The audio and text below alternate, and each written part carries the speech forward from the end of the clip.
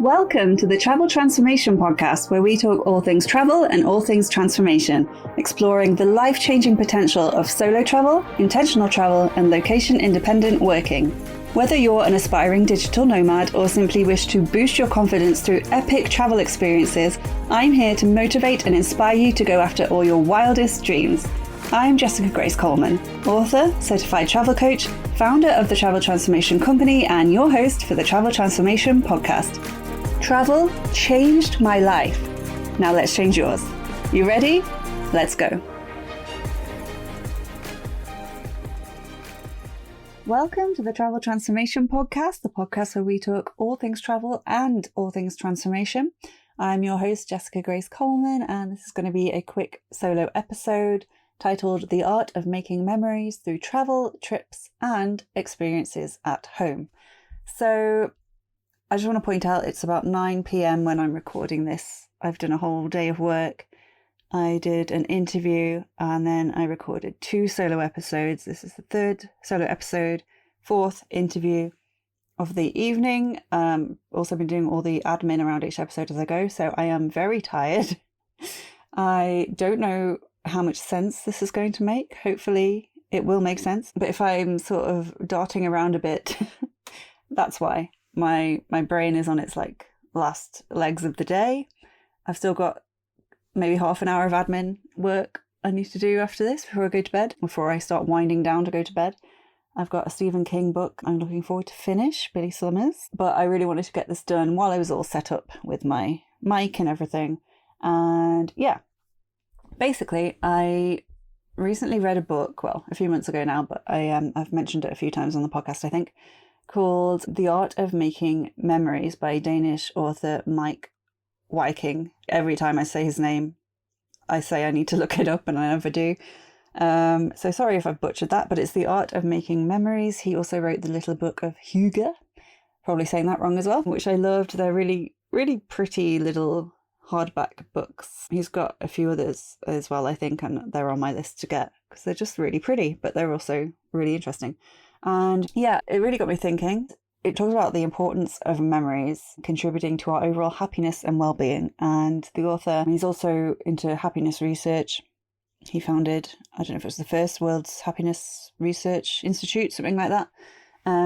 So he's all about creating positive memories that can enhance our life satisfaction. He talks about the types of memories. He talks about savoring moments and being fully present and mindful. Engaging our senses and paying attention to details can really intensify the memory. Collecting experiences, sharing memories. It talks a lot about nostalgia. Revisiting past memories can be powerful. I think there's a list of I don't know if it's from the 90s or something, like people's most cherished memories or most remembered memories, because obviously we don't remember everything that vividly. And even though I was in the UK, and I don't know if this was in Denmark, but I ticked a lot off the list. Things I did growing up. There was universal stuff, and then there was, things like watching Top of the Pops, eating certain foods, doing certain activities. You'll have to read the book to go through them because I can't remember them offhand, but it was a really interesting list. Yeah, it also talks about creating traditions, establishing rituals, repeating positive experiences can become cherished traditions. It goes on about mindfulness and reflection.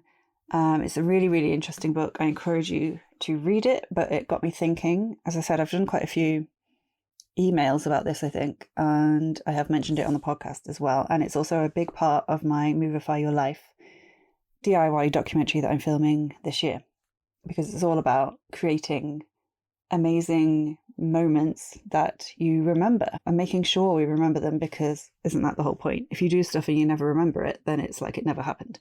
So I was thinking, how could I incorporate some of the ideas and points he makes in the book into travel? So longer travel trips and then shorter trips like weekend trips, day trips, and then at home.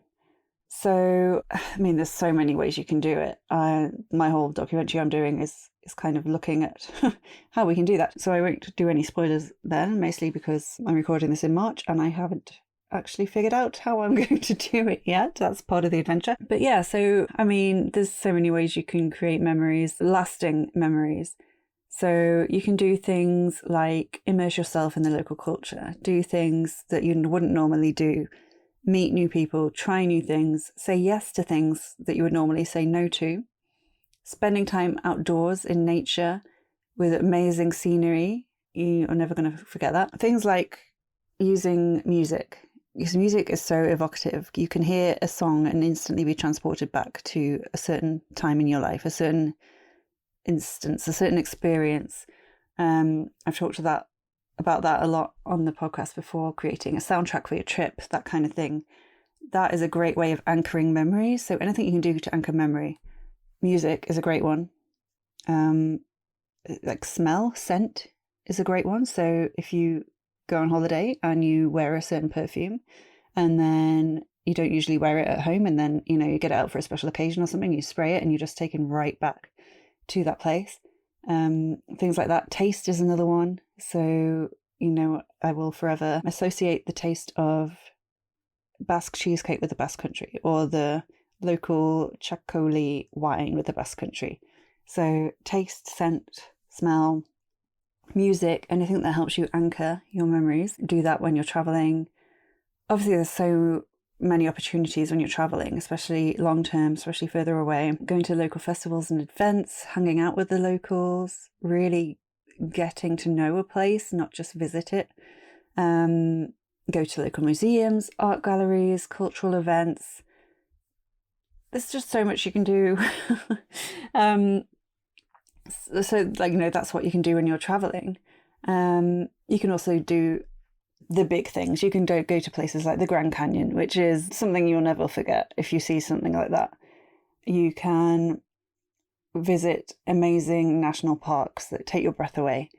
You can go to a festival you've always wanted to go to. There's a tomato throwing festival in, I can't remember which country, if it's Spain, maybe, in Europe anyway. And that sounds fun. You would never forget that, would you? Going to a little village in Europe and throwing tomatoes at people. I think you pay for the privilege as well. Stuff like that, things that are out of the ordinary. They're not things you would usually do. If something is really, really, like, air quotes, crazy, or it seems really ridiculous to you, you're going to remember it more. We forget the days where we don't do anything different. We remember the days when something special happened.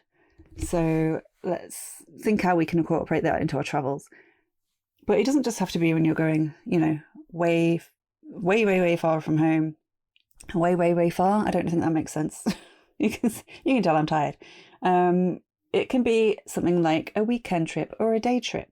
So you can go on things like micro adventures, which I think is a great thing to incorporate into your week, month, whatever, as much as possible. So this can be day trips, maybe places you've always wanted to go to that aren't that far away, but, you know, because they're not far away, you never do it. How many tourist attractions are on your doorstep, but because you live there, you've never been? Things like that. I also love going and visiting filming locations that inspired books, authors' houses, just, you know, the stately homes that have been featured in TV shows and things like that. Things that are, you know, cinematic because they've been in cinema, in films.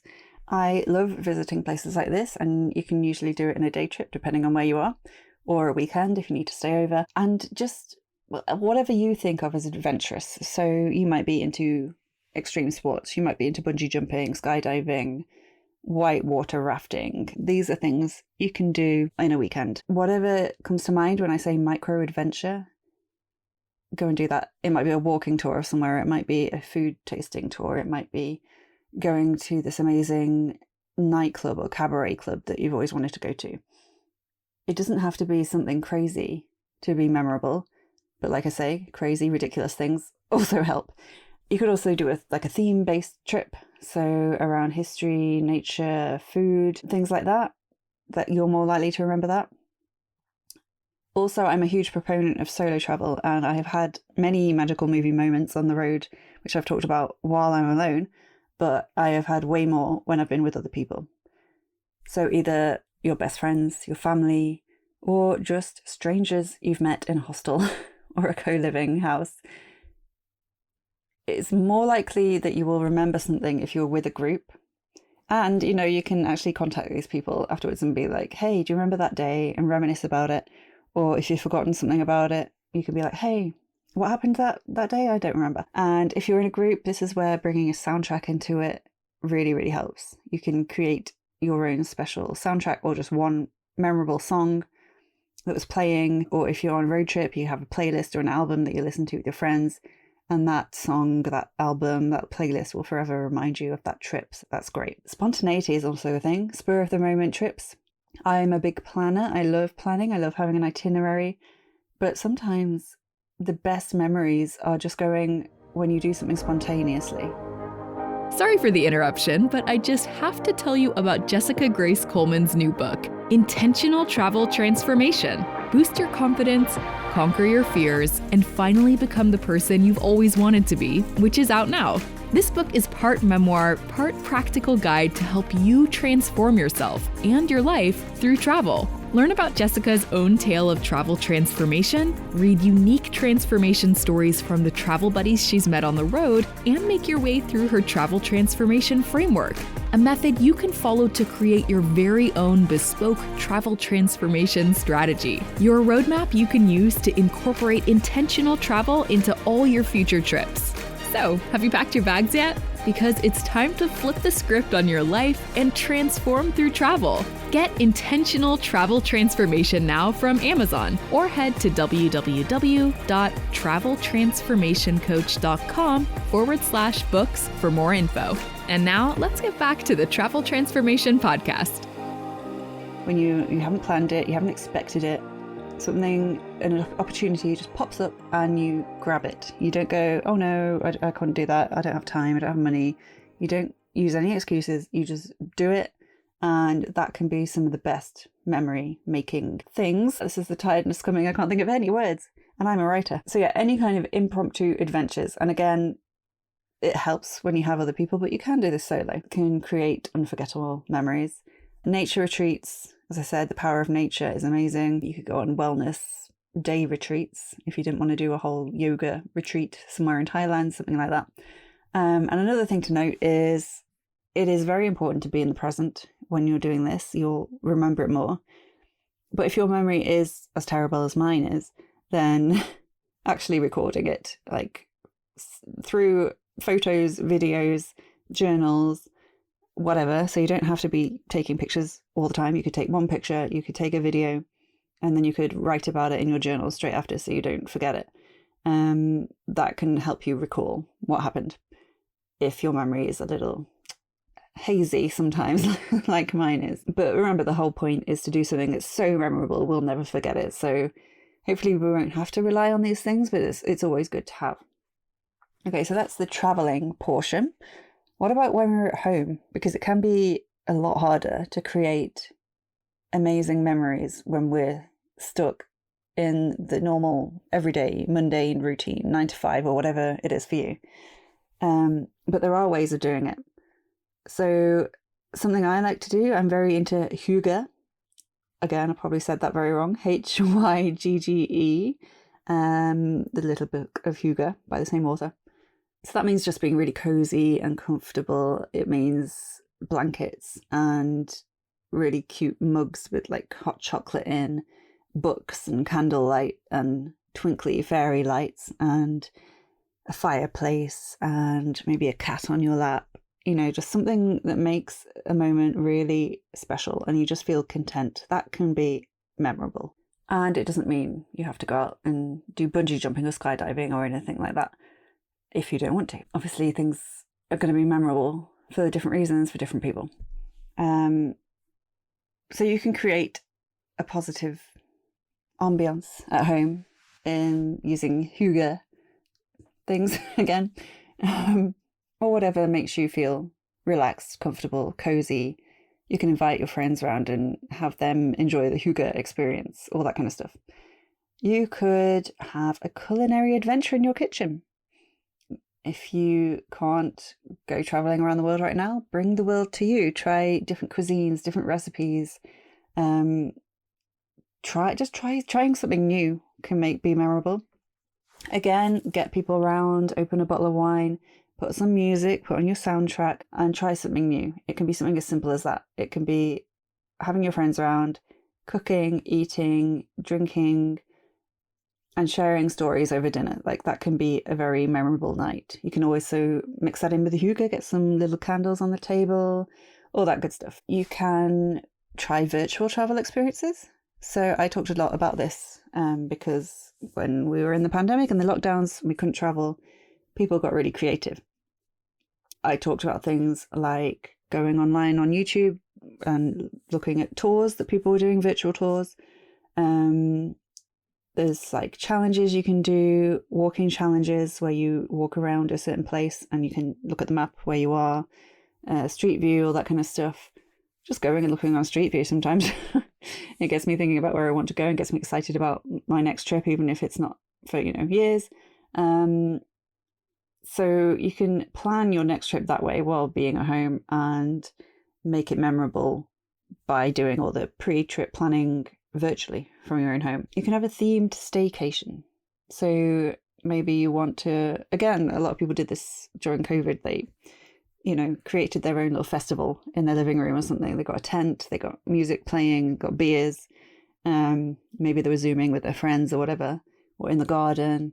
That would make more sense for a festival if it's nice weather. Just doing something out of the ordinary, like I say, but at home can be very, very memorable. Unplugging can be a great starting point. And what would you do if you didn't have your phone, if you didn't have Netflix, didn't have TV, you didn't have the internet? What would you actually do? Who could you invite over to experience this unplugging? Maybe you'll be storytelling around a campfire. Maybe you'll be sharing past experiences of your travels, planning your next travels, maybe just sitting and talking with someone that you don't usually sit and talk with for an entire evening, maybe over a glass of wine. That can be really, really memorable. And that's basically what I do when I'm traveling anyway, when I'm in co-livings, just sit and talk to people with wine. And then there's things like family traditions and rituals, like bringing traditions to, it can be a certain date or a certain occasion, but why wait? Maybe you'll start a new tradition. I'm recording this on the 18th of March. Maybe every 18th of March, you can have a fake festival in the garden, or maybe inside because it's not super warm this time of year. Or you can go camping and sit around a campfire and make s'mores and tell stories and sing songs. And there doesn't have to be any reason for it other than having fun and making memories. And I mean, there's so many other ideas. I don't want to ramble on because I am, again, quite tired. But we can also think of practical tips for memory making, which I just wanted to mention before I go. So I've mentioned being present in the moment. This will help you remember it more. I've mentioned recording things, which are kind of contradictory to the being present in the moment. But like I said, you could wait until afterwards and then write a journal entry. It doesn't have to be like videos and photos all the time. You can do something like create a memory jar, and this can be physical or digital. I did this one year. I wrote down all the good things that happened to me throughout the year on little pieces of paper, put them in a jar, even if they were just little things. And at the end of the year, I opened them all up, and I didn't think I'd achieved much that year, or I didn't think it was a super good year. But reading through all those things, I was like, actually, some really good things happened to me this year. And I was just doing good things, but you could do, the best memories of that year. You could do the best memories of your entire life, like write them all down, put them in a jar. You could do this with friends, again, over wine or dinner, and just see how many amazing things you can remember. And then this sort of goes into, appreciation and gratitude, and just think like how lucky you are to have had all these amazing experiences, and hopefully we'll get to have more. Like I say, photography is good, like storytelling through photography. So it's not just taking pictures, it's then maybe putting them into a album, or if you're taking lots of video, like creating a sort of reel type thing, either for social media or just for yourself. And yeah, just doing things like that help you remember. And like I say, if you can get music involved, get a soundtrack going, then make sure you keep listening to that music whenever you want to be reminded of that trip. And the same with perfume, food, all that good stuff. So I'm going to stop there. This episode has gone on a lot longer than I thought it would. And I don't want to ramble anymore because I am very, very quickly descending into the not making any sense portion of the evening, and I still have work to do. So I'm going to sign off.